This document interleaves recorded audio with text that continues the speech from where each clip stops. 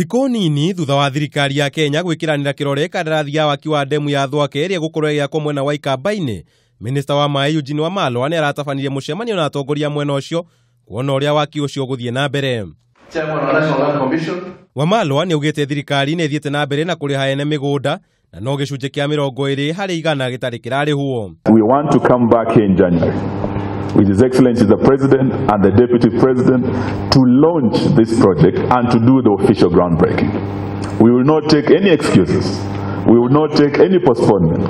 Mwenini wao magavana Kivutha Kibwana wa Makueni, Charity Ngilu wa Kitui na Alfred Mutua wa Machakos nĩ maugĩte ngũrani ciao cia ũteti itikũgiria marutĩre mũingĩ wa kaunti icio wĩra, makiuga nĩ mekũnyita itemi harĩ gũtigĩra waki ũyũ nĩ wakinyanĩra. So there has to be very close cooperation between the county government and the company because we don't want people to come and just profiteer from sand and from whatever, so that we have a good arrangement and we can sustain getting more water when some of the sand is used. We are also ready to put little support into this project, by the way. We are also going to ask other donors, honestly, and we united as governors can also go out there and look for money to help you to actually increase what you have.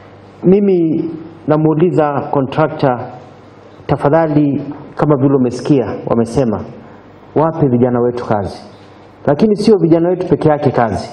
Pia sisi tuko na contractors wanaweza fanya ile into subcontracting, si ndio? Sio lazima subcontractor anajenga barabara ama ambaye anakunja chuma ama ambaye anamwaga lazima atoke mahali pengine. So we also have subcontractors from around this region, and I will join hands with Professor Kibwana, as you said. We will monitor who you're giving the jobs. Those big companies that are going to be supplying and also subcontracting, we need first to consider our own people. No na kũrĩ ũguo, ambunge kuma mwena ũcio nĩ morĩtie thirikari ĩtigĩre nĩ yarĩkia waki wa ndemu ĩyo kũringana na ihinda rĩrĩa rĩagĩrĩire.